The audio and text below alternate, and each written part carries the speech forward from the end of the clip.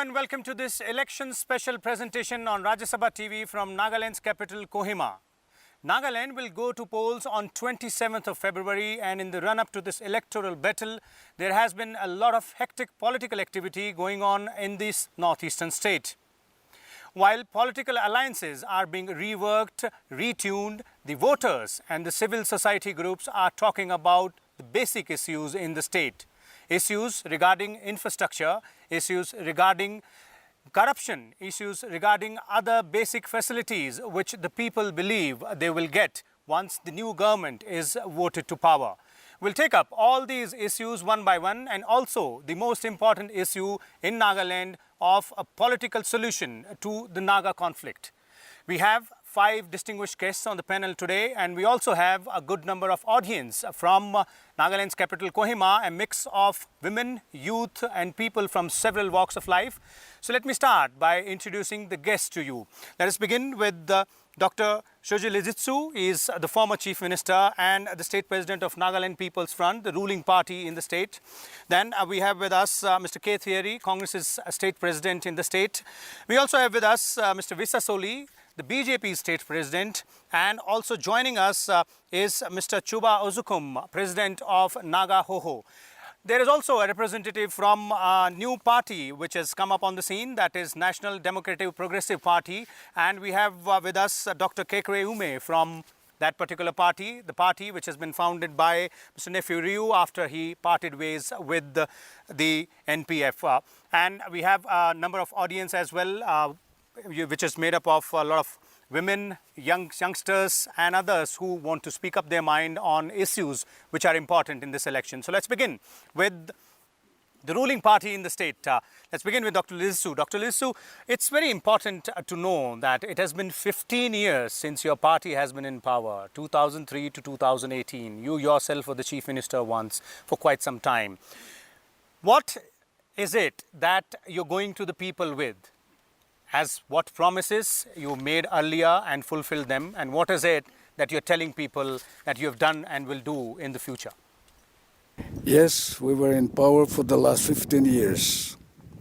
And all through this, BJP was together with us. Mm-hmm. Even now we have some BJP ministers in the ministry. Mm-hmm. But of late, although we have done so many good things, of late, I must admit that few ministers, I think unscrupulous ministers, they have tarnished the name of the party to a great extent.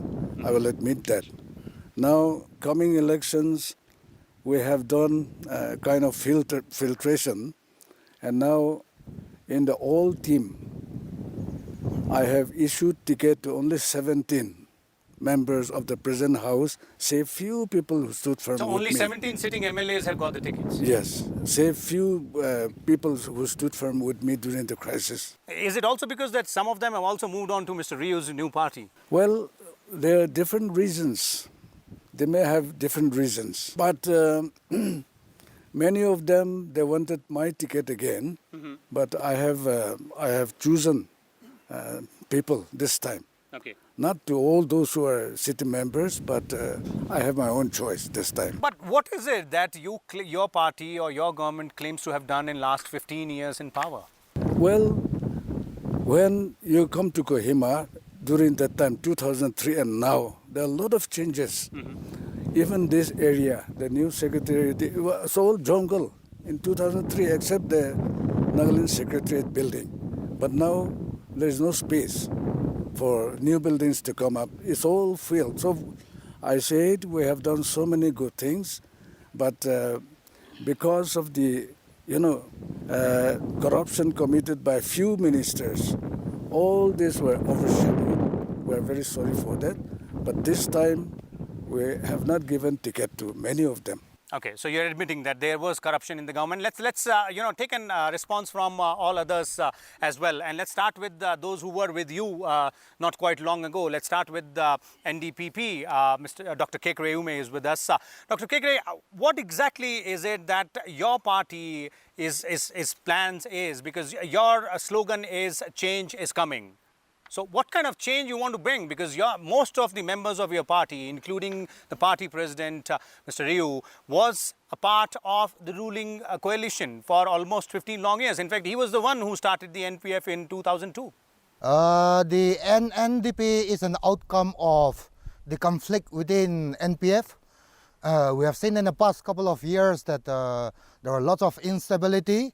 We are proud to say that we have been part of the movement which propagates that solutions will come to the Naga issue. And it's a very near and dear thing to us.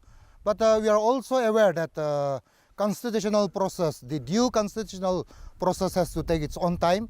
So when you specifically ask me, as a new party, we are yet to prove ourselves. There was a huge clamor for us to issue ticket, but we are proud to say that we are also in alliance with the BJP, which is ruling in the center. In fact, we have our own Nagaland chapter president, Therie Visasolie, who is also within our mates interview board. But specifically with regard to the issue of election and solution, I think we are very clear about one thing. Earlier we were talking about solution before election, but I think given the process which has to be constitutionally followed, we are now propagating that change is not only coming, but also election has to be used for solution. So we are now talking about election for solution. Election for solution. Okay, we'll come to the Naga issue also a little later, but let's also hear from Congress and BJP as to what their game plan for this election is. Let me go to BJP State President, Mr. Visasolie. Mr. Visasolie, what exactly is your party trying to do here? You were in power for for quite some time along with the NPF. Now you've allied with Mr. Ryu's party, and one of your members is still a part of the government. So is the BJP a little undecided right now whether to stay with NPF or to go full-fledged with the NDPP?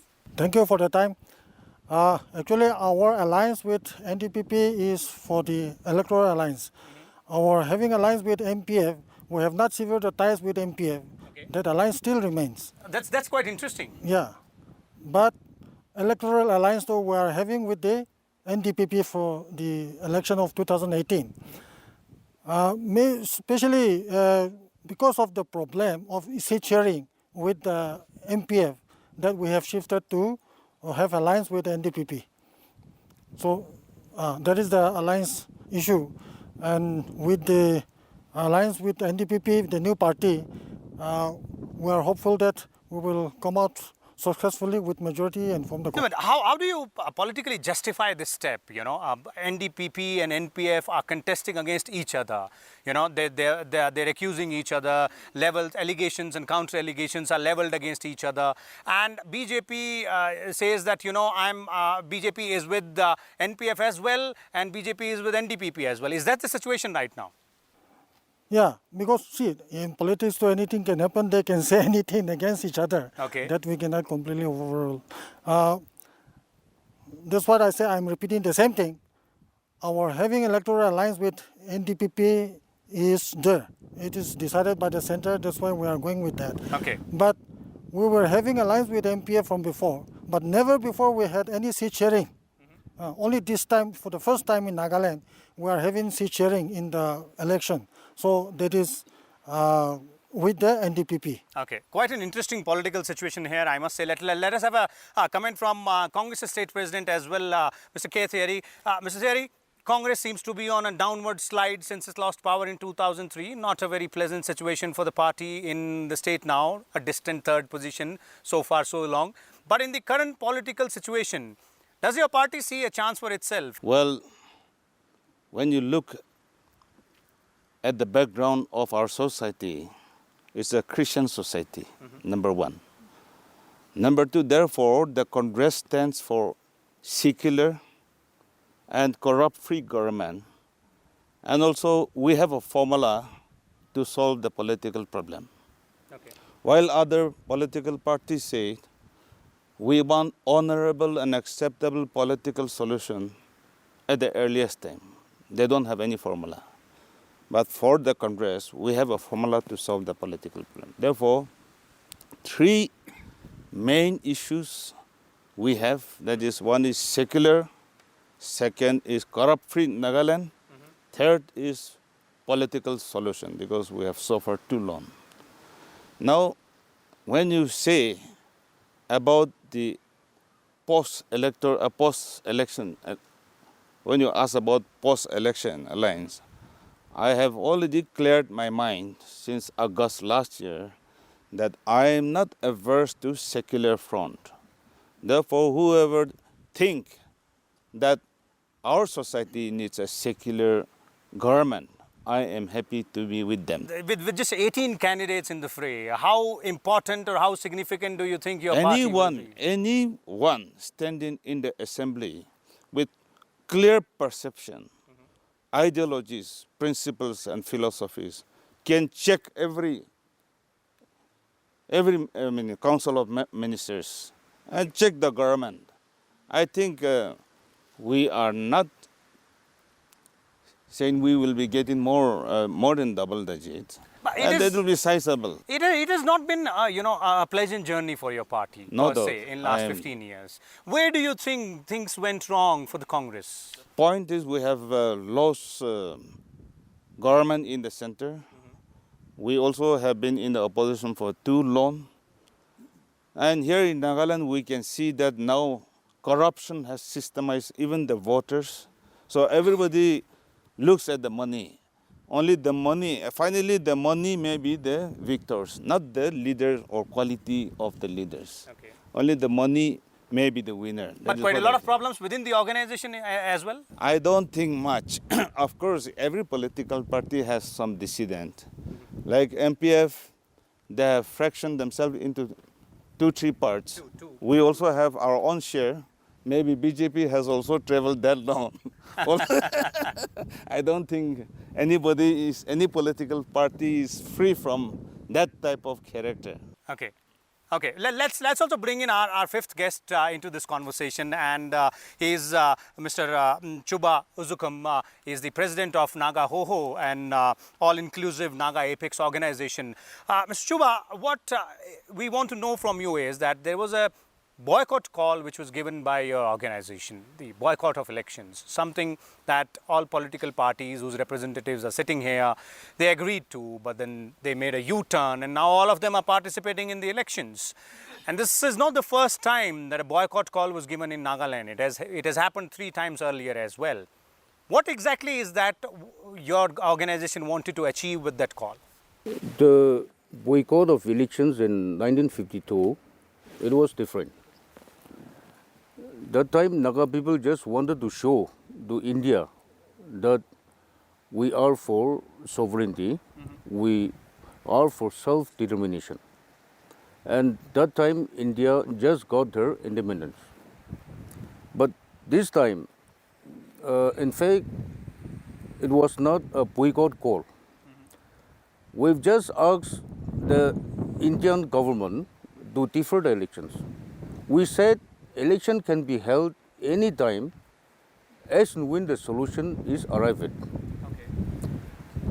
But in the process, when the government of India wanted to go ahead with the elections, we said if there is no option, then we'll have to boycott it.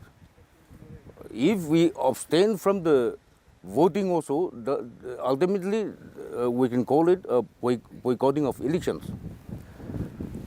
We said we want solution, but not election. Okay. Solution has to be arrived before the elections. And we've been telling the government of India at least 2 years back. And all this time, the Indian authorities, they've been telling us that solution is coming. It's near. Okay, these representatives of the political parties here, one of them even mentioned that elections and solutions will go hand in hand. That's what NDPP's slogan seems to be. So let's also, bring in the audience in this conversation right now. Let's also hear from them as to what exactly is their viewpoint. Thank you, Vishal. My first question will be to the panelists from 3 parties, that is NPF, BJP and NDPP. Today we have a very unique realignment of political parties, a marriage of convenience, we call it. And as you said, it's very strange that on one hand, BJP, NDPP having a seat sharing, Whereas the BJP says they are still not severed ties with NPF. Transforming Nagaland is the NPF manifesto. Change is coming. But these were the people who were running the show for 15 years. Okay. Instead of listing the achievements, they are still promising our people that transforming, change is coming.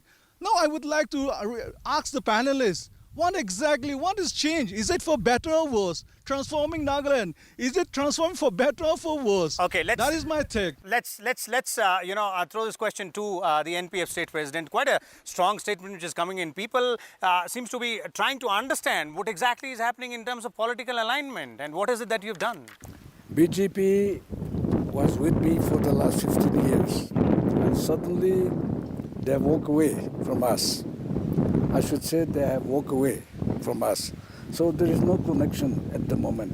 Okay. We are going to the election together with all other secular forces, but not with BJP and NDPP and NDPP. I'm sorry. Yeah. Okay. Because they are married, and these two, BJP and NDPP, they are the two faces of the same coin. Okay. In other words, they are two in one. So they have come together, they have seat sharings. Wherever they put up BJP candidate, there is no NDP candidate, whereas in other constituency where they have NDPP candidate, there is no BJP candidate. But the BJP state president is saying they've not snapped ties with you. You're also saying they have walked away. There is no tie. Is there any chance of both of you coming together again? No, when they walk away from us, there is no connection so far. I want to make it very clear. Okay. Let's also bring in the NDPP representative on the question asked by member of the audience, and that is specifically about your slogan. Is change is coming? Why is NDPP talking about change now? Because you've been in power for 15 long years as part of the NPF. You see, since 2003, the NPF and the BJP, they have been part of the government. Then suddenly they see that there is lots of instability in the government. There have been a couple of chief ministers in the past couple of years in one particular term, the 12th NLA. Now that the public is really fed up of this squabbling within the leadership, within the NPF. So when we say change, I think change is a matter of perception. But as people who are going to, form the government 2 weeks from now in partnership with BJP, we are saying that change is necessary for our people, also to create a kind of stability amongst the perception of our people. You see, without stability, there can be no solution as such. Without stability of the government, you see, there can be no actual, developmental or any other different perceptions of change. So when we are saying change is coming, you see, it is a matter of momentum and expectation which comes off where we wash off our old ties, where we see redundancy, hatred, you see party conflicts. We are working with the youngsters. We are hoping for a progressive society. So when we walk away from NPF, we also mean to say that from now onwards, a new breed of political stability with fresh minds will now begin to bring new measures and hopes for our people. Okay, let's also, one aspect of the question seems to be being addressed to the BJP state president as well. Let's ask Mr. Visasolie as well. As the member of the audience said, is this a marriage of convenience which BJP has once again entered into? No, it is not only a marriage of convenience. It is for a betterment, for the benefit, for the development of Nagaland. That Nagaland, we need a stable government, we need a strong government which can bring changes, development in Nagaland. And therefore, the central government have decided to have alliance with a regional party, to have a strong political party here in the state for development and also to facilitate the Naga issue. So that was the main target, the main option. Okay, let's also go. Let's go back to the audience and let's hear more from them as to what exactly is they want to bring out. Hi, my name is Sano. This is just in a general question that I want to put up across to everyone present here in the panel. Being a woman, I think I would also want to staunchly address the issues of women in the state. I mean, where does the woman stand? Why is it that till today, even after 50 to 55 years of having established a Nagaland Legislative Assembly, till today we don't have a woman representative? Is it because women are less incapable, or they are not yet fit to run the government? Or is it also because of some other issues that may be unknown? Not even a single women legislator so far in the Nagaland Assembly all these years. 1963, the state was formed. It's been almost 55 long years, and we haven't had a single women legislator. Any of you who want to address this, because this, I believe, the onus lies on the political parties. I will. Yes, please. Women's role is very important here in Nagaland. And in all my speeches, I've made it very clear that this time I want to give opportunity to the younger generation. And if we could get some women candidate, we would welcome it. But so far there was no application, so there is no women candidate in this. So lot more involvement has to come in. That's what you're saying. But the political parties might have also need to walk that extra mile. Some of you would agree with what our panelists, what our member of the audience said. Is that Mr. Therie, Mr. Visasolie? The responsibility and the onus lies with the political parties. Yes. I think your statement is not an understatement, you see. But as a new political party, we are trying to prove it's a huge risk, we know, but we are proud to say that we have filled a woman candidate representing us, and we are taking the political risk, not just placing her as our candidate, but also believing in her progressive, not just as part of the decorative, patriarchal kind of this thing. And we are also happy that our alliance partner, they have also filled a strong woman leader. Okay, and so this time, we are proud to say that we are actually doing what we mean to say. Okay, so this time around we can hope to see a women candidate in the assembly. Definitely. Let me bring in Naga Hoho President Mr. Chuba on this. From a civil society's perspective, what exactly do you believe might be the reason behind this not happening? No women getting the chance to represent the people in the assembly. This is one area of concern all of us will have. What I want to say is our Naga tradition and the Naga culture, it was very strong. No doubt till today it is very strong. And maybe because of that, our Naga women, the women folk could not come out. Okay. But the door is always open, even for them. Okay. Even in the past, there was a Naga women who have represented Naga people as MP. But in the process, over the years, we could not find any women who could defeat a male candidate, especially during the state general elections. So let's hope the change will come out this time. What I want to see is, election means it's all something to do with the muscle power, money power, and whatnot. And being women, they are unable to use all this during the elections. So that is one factor. So let's hope that this time around we'll see some women in. Yeah, Mr. Therie. As a Indian National Congress Party, we have our own stand on this. It is we who have moved for 33% women reservation. And after a long time, ULB election was called by MPF government. It is the Naga Hohos and other social organizations, and then including our NDPP leader, who went against the ULB election, who went against the reservation. Bodies. Who went against the reservation. What they're talking about women today? When women are not allowed to participate in the process of election, then how do we say that we are standing for the women? They have to be honest to the people and to the nation. So a concerted effort will have to be made by all political parties, all representatives and the social groups as well. Let's go back to the audience. I'm pretty sure there will be some more tough questions, waiting out there. Specifically goes out to NDPP since they have also made a statement that yes, we are not just putting women on the pedestal this time as a showcase, but for them to really do something. But just briefly looking at the highlights of the manifesto that has been prepared by the newly formed political parties.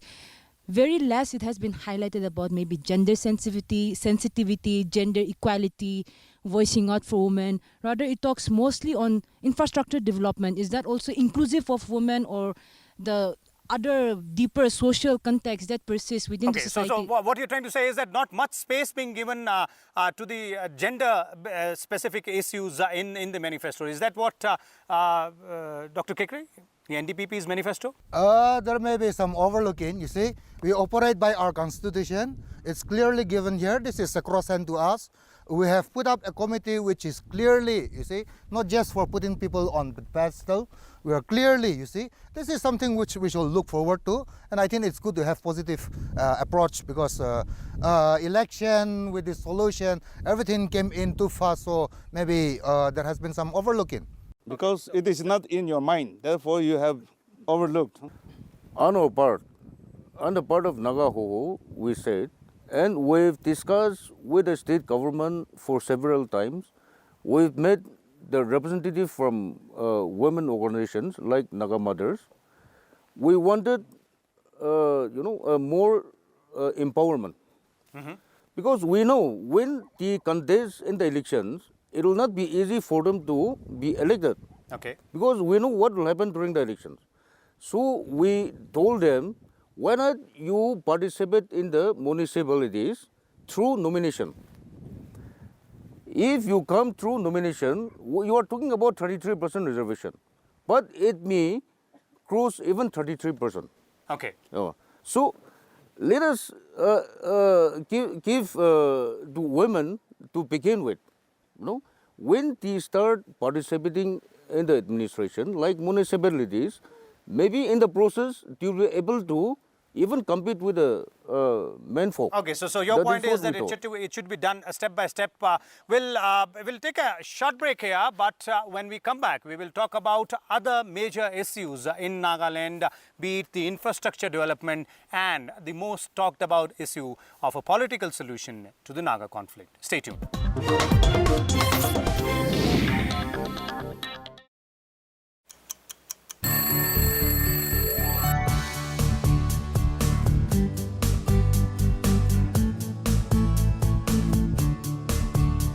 Wake up to a complete roundup of news from India and abroad. Politics, strategy, business, sports. Keen analysis to kickstart your day. Watch Breakfast News weekdays at 8 a.m. on Rajya Sabha television.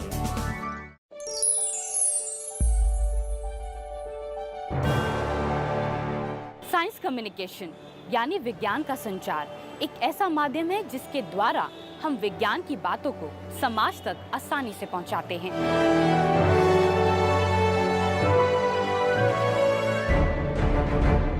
Have to make films on science and technology, on environment. It's very important part of a society. तो अगर film है, short films है, वो definitely हमें ज्ञान देगा और हमारे जो एक थॉट प्रोसेस को हमेशा अलग रखेगा और हमेशा उससे सीखने की प्रेरणा मिलेगी।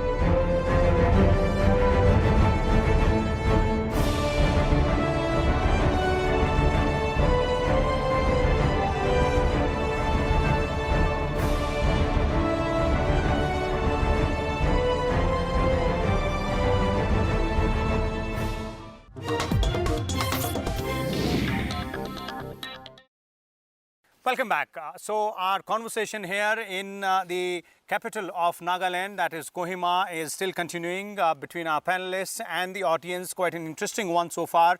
Let's start by going back to the audience now and listening as to what exactly they are the issues they want to raise in these elections. Yes, please. I'm David Sangdam. I hail from eastern part of the Nagaland, that is bordering Myanmar. The basis on why we have to demand for the frontier Nagaland statehood separate is all because we don't have development, employment and infrastructures that is required, basic minimum infrastructure in our place. In the eastern part of the Nagaland. eastern part of the Nagaland. I wish that all the political parties please take up our eastern Nagaland issues, especially for development part side. Okay. Because Nagaland, Kohima is not the Nagaland. Okay. It's not the whole Nagaland. So going beyond Actual Kohima, that's what Nagaland, you're saying. Okay. east to the eastern part of the Okay, Nagaland. So I let's- request all of you to please do something for the eastern Nagas. Thank you. Okay, let's now hear from the leaders of the political party. Let's start with the ruling party as of now, the NPF president. Lack of infrastructure development and in the remote areas of the state also, and not only remote areas but in Kohima also we've seen how bad condition of the roads is, how bad is the situation in terms of other infrastructure as well. So what exactly is it that your party has plans to go ahead and do, since you've been in power for 15 years? So the onus would lie on your party to answer all these questions. The ENPO area administration entered into this area only in 1955. Okay. Prior to that, they were in NIFA, what is called NIFA, Northeast Frontier Agency. And so when they joined Nagaland in 1958 under NHTA, practically there was nothing in that area. And so I think government had given attention for the development of that area. But as you know, Rome was not built in a day. It takes time.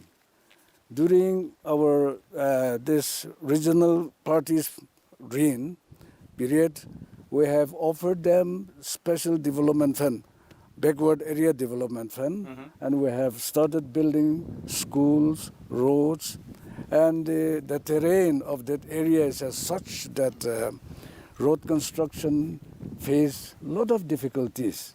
And yes, I must admit that even now, communication is not satisfactory. But I think government is doing its best to bring up this area at par with the other parts of the state. Okay, let's also hear from the NDPP representative, because your manifesto, which we've gone through, talks about putting up a mini secretariat in the eastern part of the Nagaland to go ahead and cater to the needs of those people as well. But is that the only way to go about?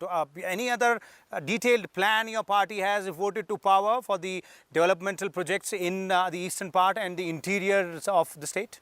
Allow me to take you back 12 years ago. That is like 10 years even before Smart City was introduced, you see. Under our Honorable NPF President, his party alone, they secured 998 crores for Kohima alone. I'm repeating this because this is like even before the hangama over the Smart City was announced, you see. Today you look at the town, you see. Today you look at Kohima town, you see. You have the NST, the Nagaland State Transportation, which was totally like abandoned, half projects under central schemes, you see. What does it represent? It represents corruption at its highest order, you see. If you cannot even build like a proper Kohima, which is like the hub of Kohima, I mean, so definitely we are now looking at regional expressions. We are looking at connectivity, not only in terms of its facility, but we are also looking at what do we call the dynamics of representation as far as infrastructural development. Allow me to also say that we are particularly aware of Northeastern Council's indexes of districts, which are termed as infrastructurally backward. We are looking into all aspects where, as a progressive state, we need not just look at one particular aspect of the state. Okay, so you're pointing out towards the misgovernance and the corruption allegations towards the party which ruled for 15 years. But let me bring in Mr. Visasolie on this, who's been part of the ruling front for quite a long time, and now you're allies with the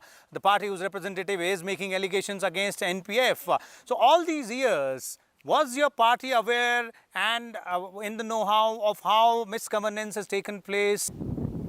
Actually, of course, we were in the government with NPF in the last Dan government. But then the objective and the common minimum program, which has been framed, was not actually followed.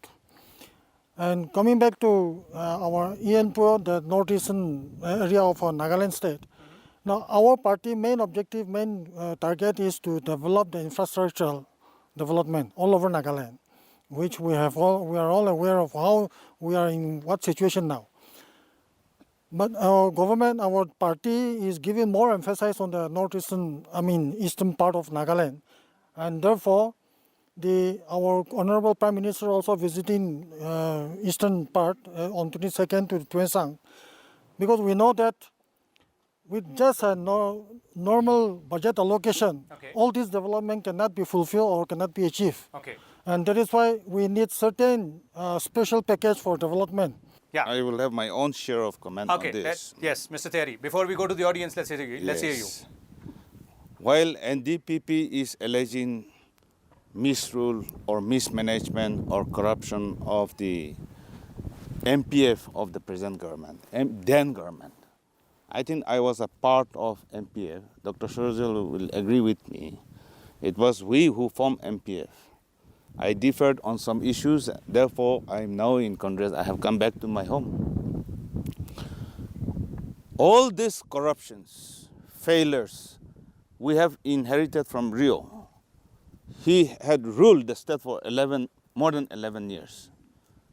And the corruption, the deficit, the systems which have derailed are all contributed by my friend Mr. Rio.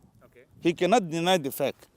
Now Dr. Shürhozelie and Therie has taken over for few years, but they have not been able to correct. I cannot blame them entirely. They have not been able to correct the system because it has gone so deep. So entire corruption and failure of the infrastructure in the present situation are because of the NDPP leadership. Centralization of power in the center is the root cause of all the corruptions. Okay.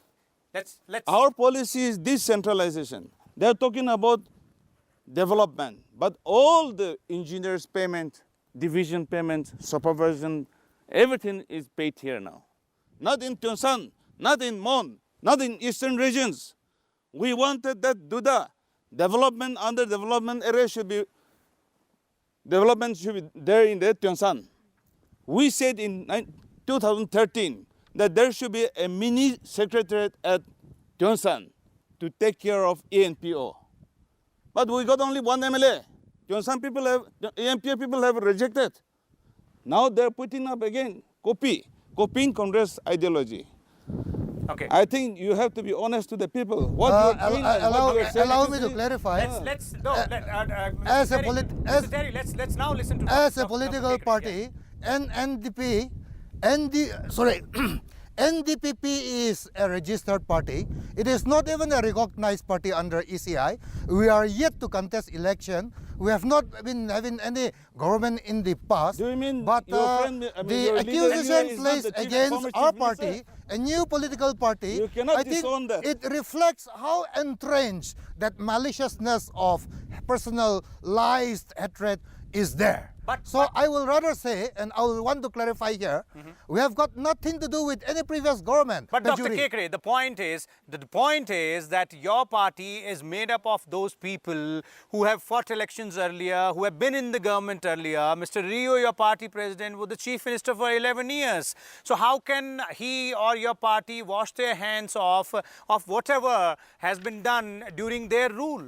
I would like to bring this anecdote where, like, a couple of years back, many years back in fact, when Buddha Singh representing Congress came to Nagaland and started teaching KL Chishi, who was the chief minister of Nagaland, KL Chishi politely replied to him, Mr. Buddha Singh, you are teaching a congressman. I'm not a congressman anymore, although I'm the chief minister of a new state.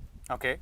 So I think this entrenched misperception of individuals and political parties. I think we should not waste the time. Dr. Liezietsu has something to say. Yeah. We should not waste the time by talking these things because Kekhrie is too new to the field now. He may not know what is what. Okay. And therefore, when he defends... But he's representing the party. He fought elections against you, Dr. He's representing, but he doesn't know what had happened in those days. Okay, so you agree All with the Mr. Therie? corruptions were committed by those people who have joined NDPP now. Okay, let's now go to the audience, and given the smiles they have on their faces, I'm pretty sure they're having a good time listening to the conversation between all political players here in the state of Nagaland.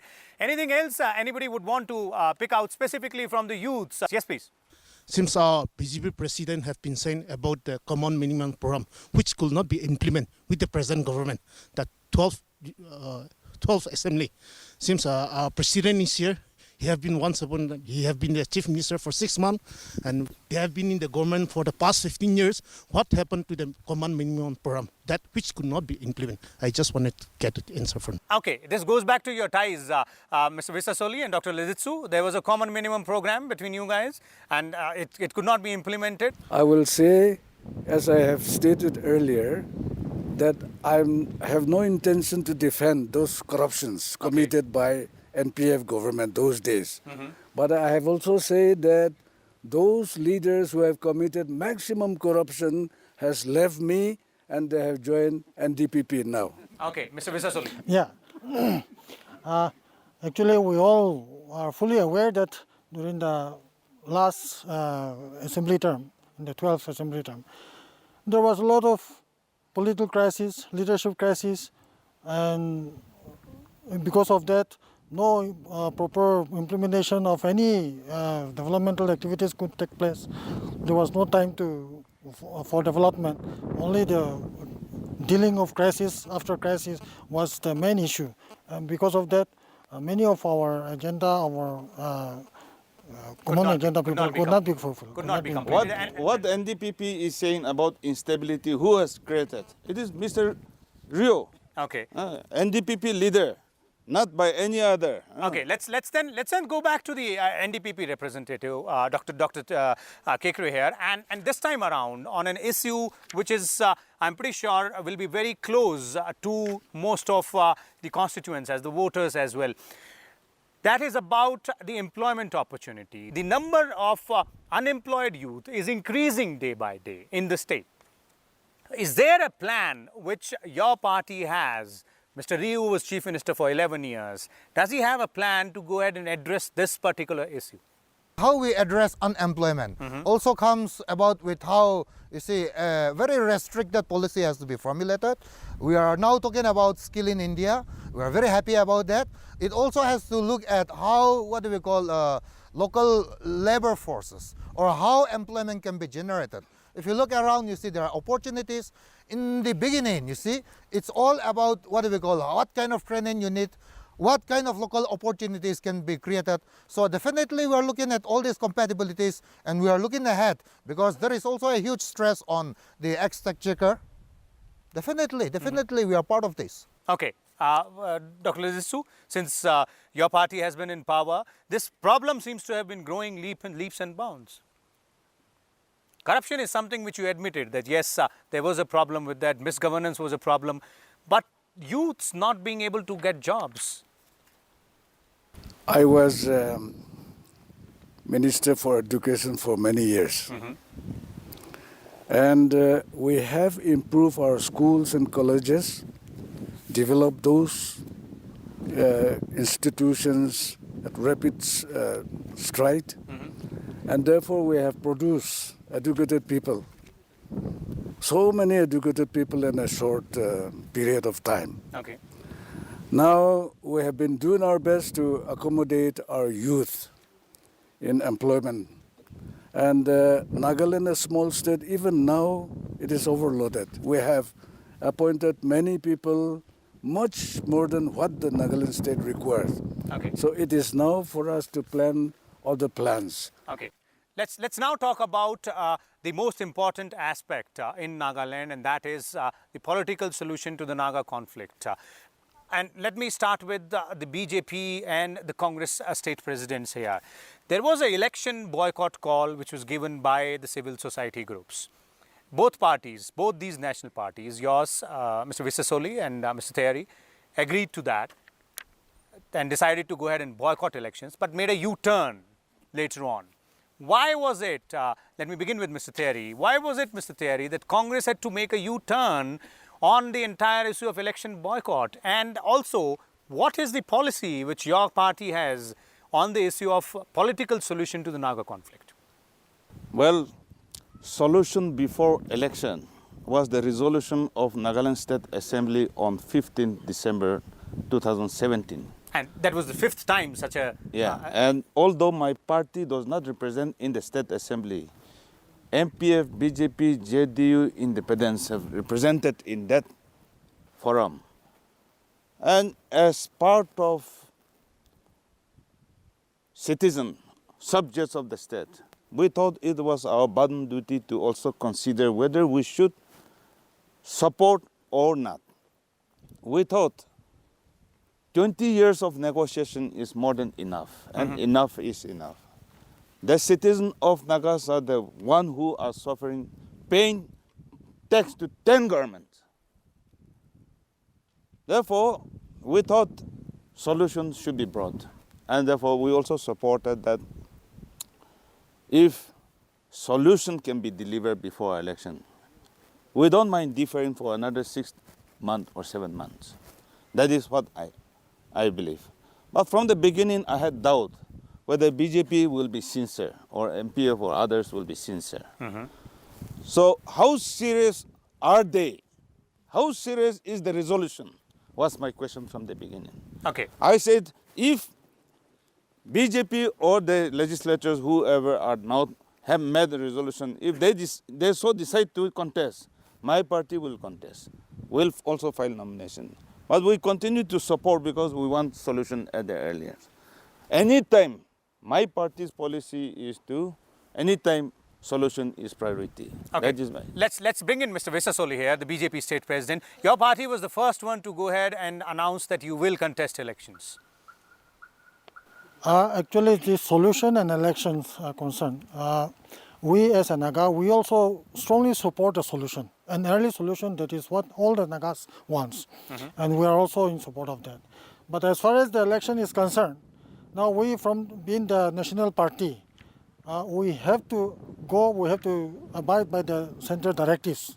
And that is why when we send our representative to attend the meeting called by the coordination committee, with specific directive that they can attend, they can also express their views, but we have not authorized them to sign any documents or any resolution. Okay.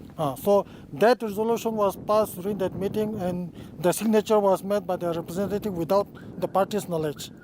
So we and the High Command, the party leaders told us to take action on those candidates. That's why we have again withdrawn from the... Finding a political solution to the Naga conflict is an independent process, and elections in a democratic country to be held in the state of Nagaland is a different process, is a separate process. Yeah, it is a separate process. Okay, let us bring in Dr. Kekhrie Yhome from the NDPP on this.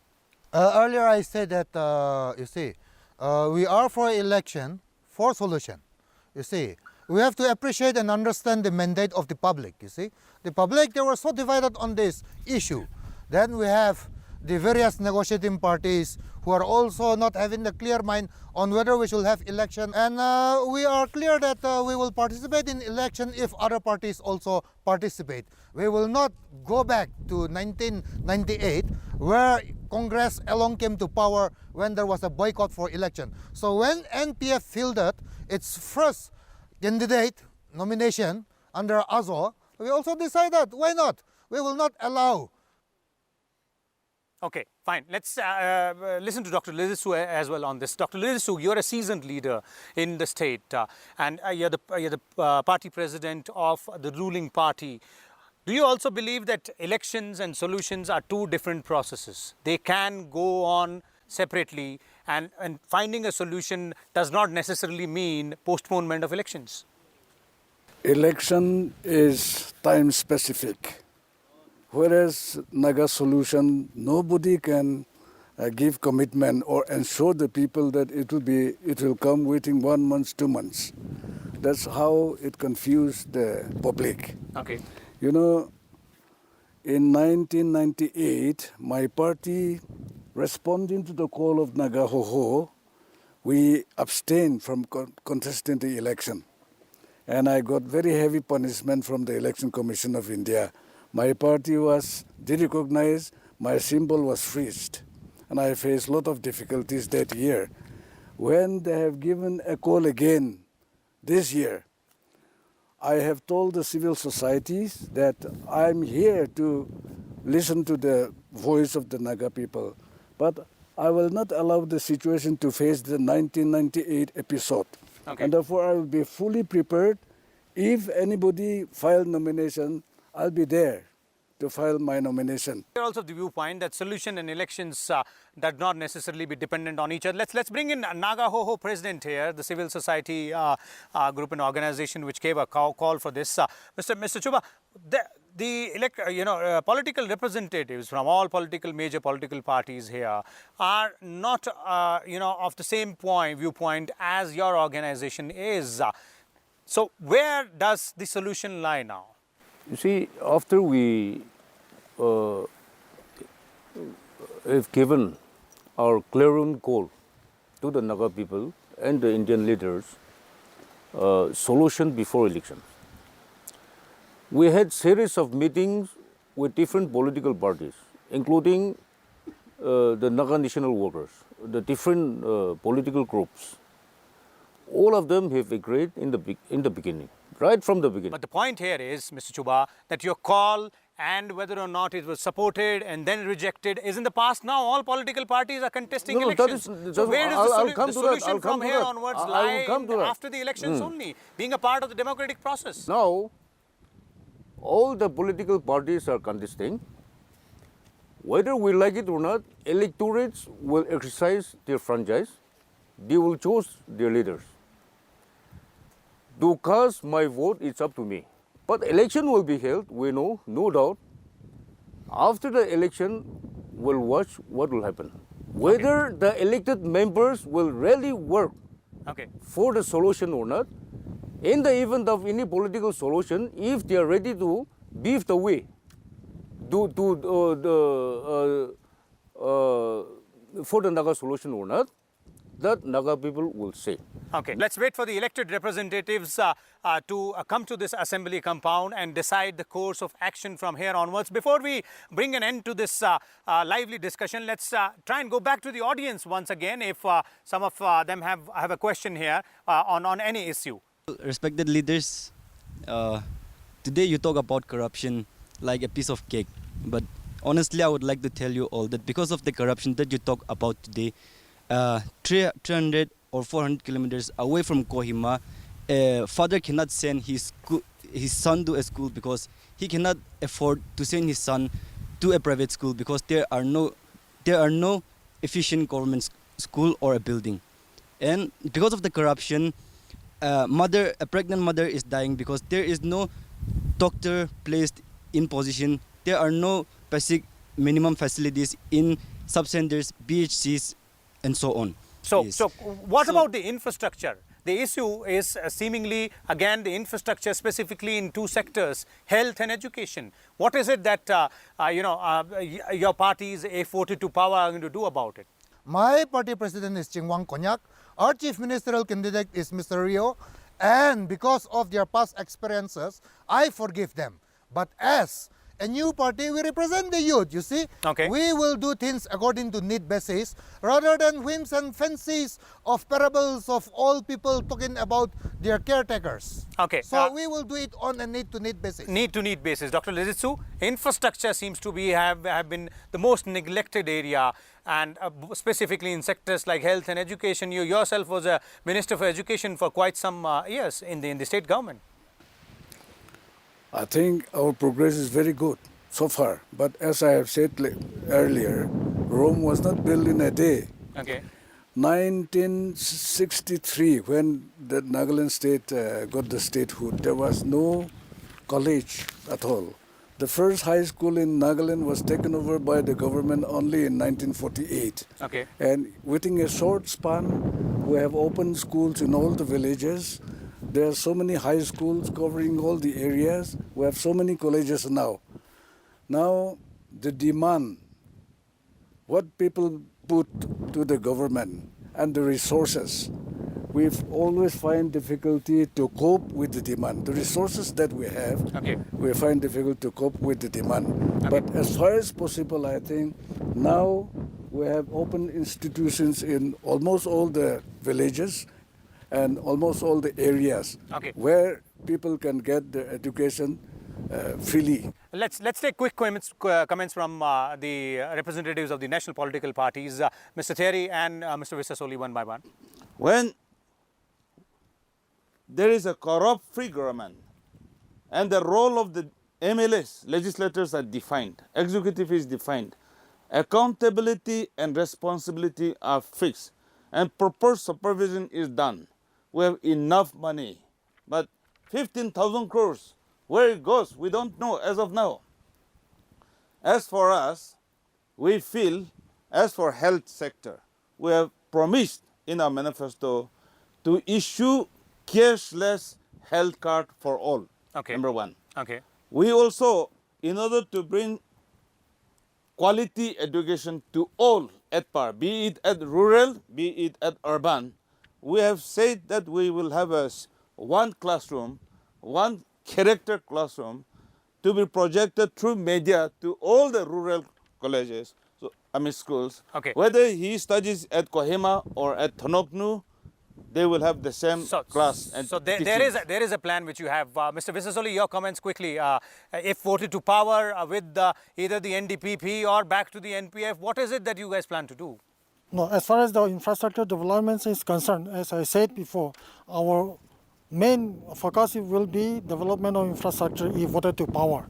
And we believe in proper implementation of all programs, because framing the rules, regulation will not solve the problem, but proper implementation of the programs and rules, then only we can solve all the problems. So that is our main focus, that will be our main target, and we will hope that if voted to power, we will definitely see that changes take place and development takes place in Nagaland. Okay, so as it is in all elections, in all states, there are a lot of promises which are being made by the political parties to the voters, and the voters to have a lot of expectations from their representatives or the elected representatives who will go to the assembly after they cast their vote on 27th of February. Let's wait and watch as to who will win this electoral battle in the state of Nagaland. We'll come back again from a different place and a different set of guests and a different audience as well. Till then, keep watching Rajya Sabha Television.